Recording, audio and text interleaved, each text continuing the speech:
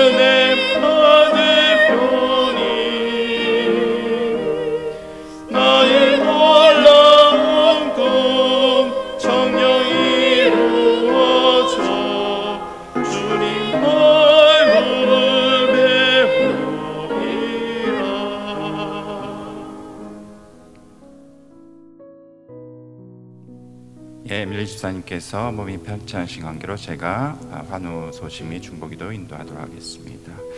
주보를 참조해 주시고요. 치료 중 혹은 치료를 받고 계시는 우리 회원들이십니다. 캘리포니아의 강 회원께서 살모넬라균에 감염되어서 입원 치료 중에 있으십니다. 캘리포니아 민 회원께서 부상으로 진통제 복용 후에 황달기가 있어서 입원 치료 중에 있으십니다. 캘리포니아 이 회원께서 여성암을 일찍 발견하셨는데 순조롭게 수술과 치료를 받아서 감사드리며 끝까지 잘 치료받고 주의 일을 감당할 수 있도록 기도 요청하셨습니다. 미시간의 김 회원께서 회전근개에 파열이 되셨고 더 큰 사고가 아니었음에 감사하고 건강한 육체와 정신으로 주님을 섬기고 속히 일상으로 돌아가도록 기도 요청하셨습니다. 뉴저지의 최 회원께서 이전에 치료했던 혈전과 유사한 증상으로 ER에 방문하셨습니다. 텍사스의 박회원께서 서해부 부분의 탈장 수술 후에 회복 중에 있으십니다. 버지니아의 김혜원께서 개한테 공격을 당해서 좌측 발목 염좌와 손가락을 부상을 입으셨는데 치료해 주신 하나님께 감사하고 완치가 될 수 있도록 기도 요청하셨습니다. 지난 9월 1일부터 9월 7일까지 의료비 나눔 보고하겠습니다. 이 주간에 의료비 전체 발생 금액은 47만 4,234불 74센트였고 의료비 조정을 통해서 나누어진 금액은 22만 7,505불 96센트였습니다. 한 개인에게 의료비 발생된 가장 큰 금액은 12만 4,309불 15센트였고 의료비 조정을 통해서 의료비 나눔된 금액은 5만 273불 9센트였습니다. 오늘 같이 나누었던 회원들을 위해서 또 장기 치료를 받고 있는 회원들, 우리 사역자들 위해서 이 시간을 통해서 우리 합심해서 기도하도록 하겠습니다. 오늘도 우리에게 중보기도 드리는 시간을 허락하신 주님께 감사드립니다. 오늘 찬양의 가사로 고백드리며 나아갑니다. 나의 평생에 가장 복된 일은 내가 예수님을 만난 것이라. 나의 평생에 가장 잘한 일은 내가 예수님을 섬긴 것이라. 나는 주를 섬기는 것에 후회가 없습니다. 내가 걸어온 모든 시간 다 주의 은혜니 내가 걸어갈 모든 날도 주만 섬기며 살리. 오직 예수 이름 부르며 살아가리라. 예수님, 우리를 긍휼히 여기시고 그 이름의 능력으로 병 낫기를 간구드립니다. 육신의 연약함과 질병으로 고통받는 주의 자녀들에게 치유의 능력을 보이시고 회복시켜 주시길 간구합니다. 예수님, 갑작스러운 증상으로 의사를 만나려는 주의 자녀들, 예기치 못한 사고를 당한 주의 자녀들, 진단받고 질병을 치료하는 가정에 있는 주의 자녀들, 치료 후에 회복을 기다리는 주의 자녀들, 마음의 병으로 지쳐가는 주의 자녀들, 아픈 가족을 돌보고 함께하는 주의 자녀들, 그들의 마음속에 그 무엇보다 세상에 알 수도 없고 줄 수도 없는 참 평안으로 가득 채워주시길 기도드립니다. 그리고 십자가에서 사망 권세를 이기시고 부활하신 승리의 예수님을 믿으며 매일의 삶 속에서 어떠한 상황 가운데서도 승리케 하여 주시옵소서. 오늘도 우리 가운데 계시며 주의 자녀들로 말미암아 기쁨을 이기지 못하시며 잠잠히 사랑하시는 예수님만 의지하게 하옵소서. 가장 아름다우시고 거룩하신 이름 예수 그리스도 이름으로 기도드립니다. 아멘. 하나님의 말씀 고린도전서 10장 13절 말씀 되겠습니다. 고린도전서 10장 13절 말씀을 우리 한 목소리로 봉독하시겠습니다. 사람이 감당할 시험 밖에는 너희가 당한 것이 없나니 오직 하나님은 미쁘사 너희가 감당하지 못할 시험 당함을 허락하지 아니하시고 시험 당할 즈음에 또한 피할 길을 내사 너희로 능히 감당하게 하시느니라. 아멘.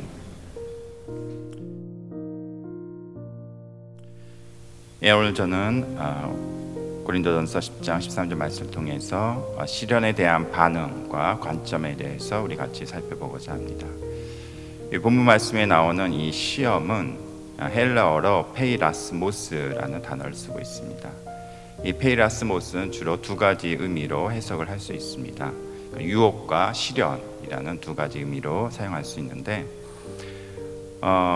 유혹은 말 그대로 사단이 우리를 죄에 빠지도록 미혹하는 것이고, 시련은 하나님께서 우리를 자녀들을 연단시키기 위해서 허락하신 것이 시련입니다.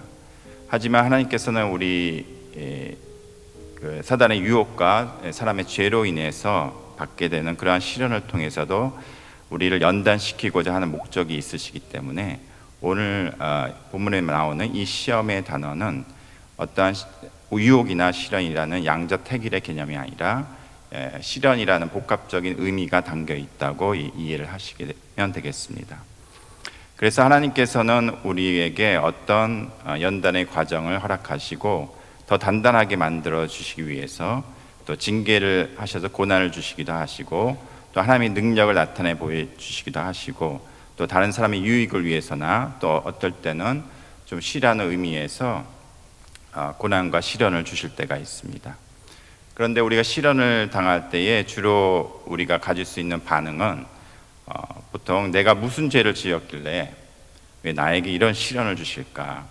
하나님이 나를 사랑하시지 않나?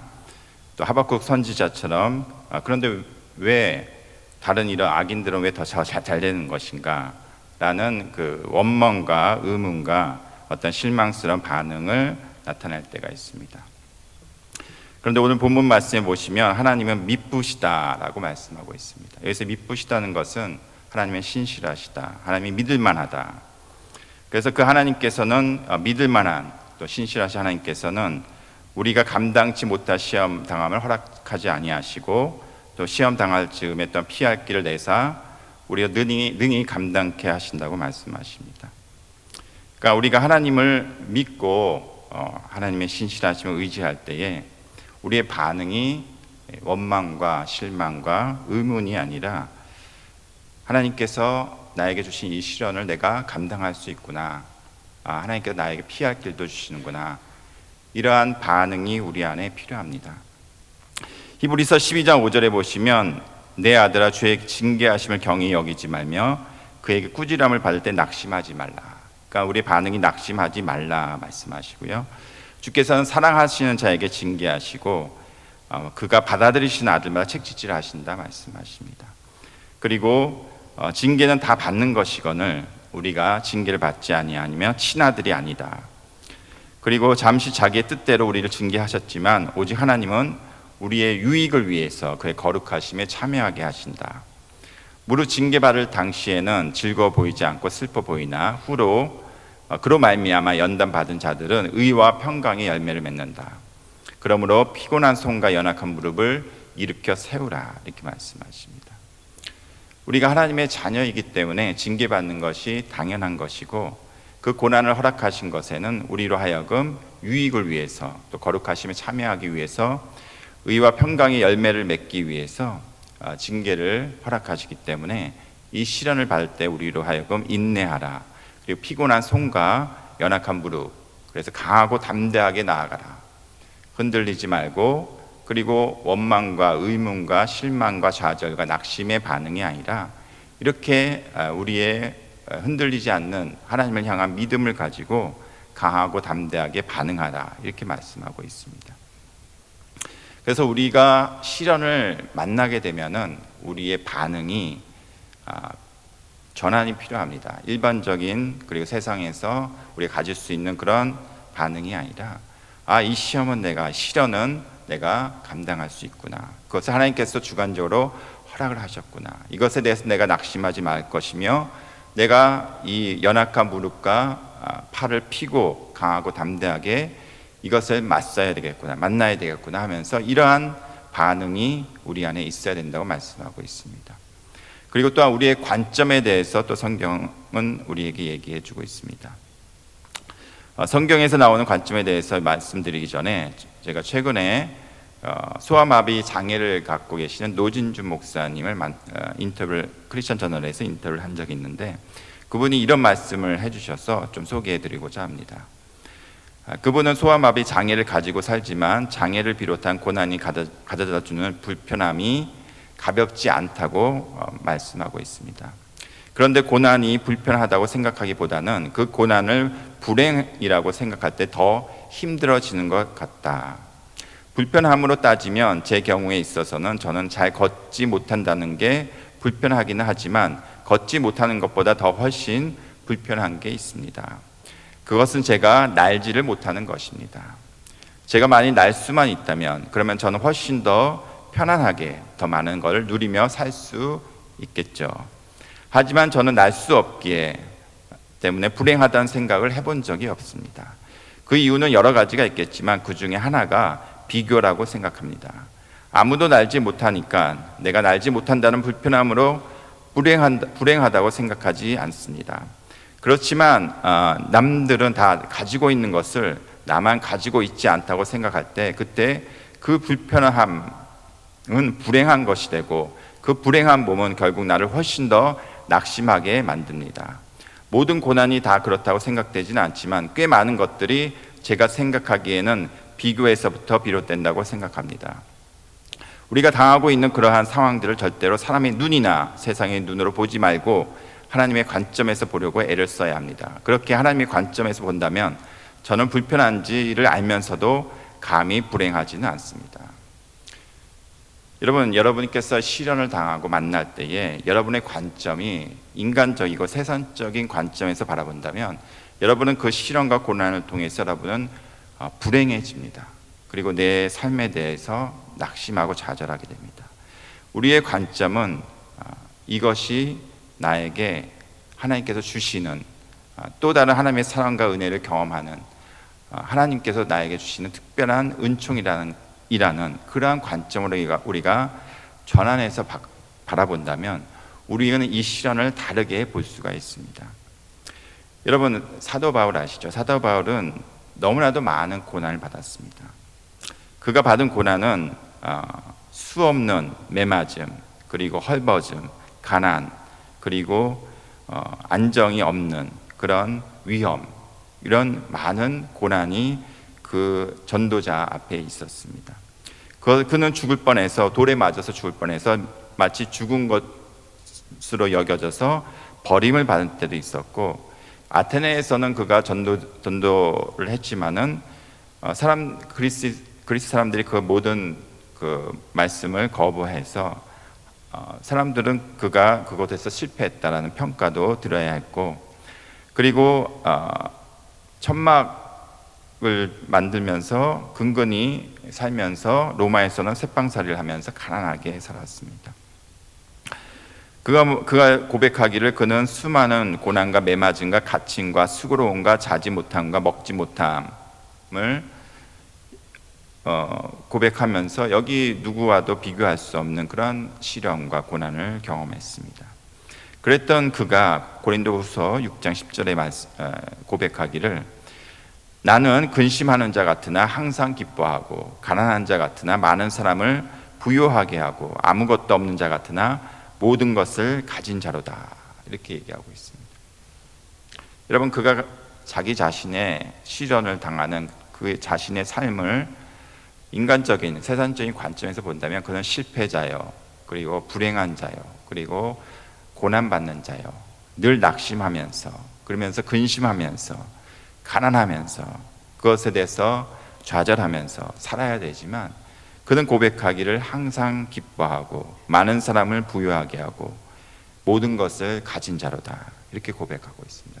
그가 자신의 시련을 당한 것을 보면서 가진 관점은 하나님의 관점으로, 그가 하나님의 은총을 입은, 하나님의 사랑을 입은, 그래서 하나님의 은혜를 경험하고 있는 모든 것을 가진 자라고 고백을 하고 있습니다. 최근에 한 캘리포니아에 계신 회원님께서 간증문을 저희한테 기고를 해주셨습니다. 그분께서 간증 기고하신 내용을 읽어드리겠습니다. 아픔은 또 하나의 축복이다 라는 제목으로 간증을 해주셨습니다. 나는 나를 환자라 여기지 않는다. 오히려 병으로 인해 새로운 신앙인의 모습으로 이끄시는 하나님의 계획 중 어느 한 곳에 있는 모습일 뿐이다. 삶의 여정에서 나의 발걸음을 지키시고 선한 길로 인도하시는 하나님의 섭리와 은혜를 새롭게 경험한 진실로 축복받은 사람이라고 여긴다 라고 얘기하고 있습니다. 여러분, 우리가 아플 때에 참 슬픕니다. 아플 때 참 시련같이 생각되어지고 왜 나한테 이런 어려움이 오는가, 이렇게 생각할 때가 많이 있습니다. 저 같은 경우에도 저와 제 가족도 많이 아픈 과정들이 있었습니다.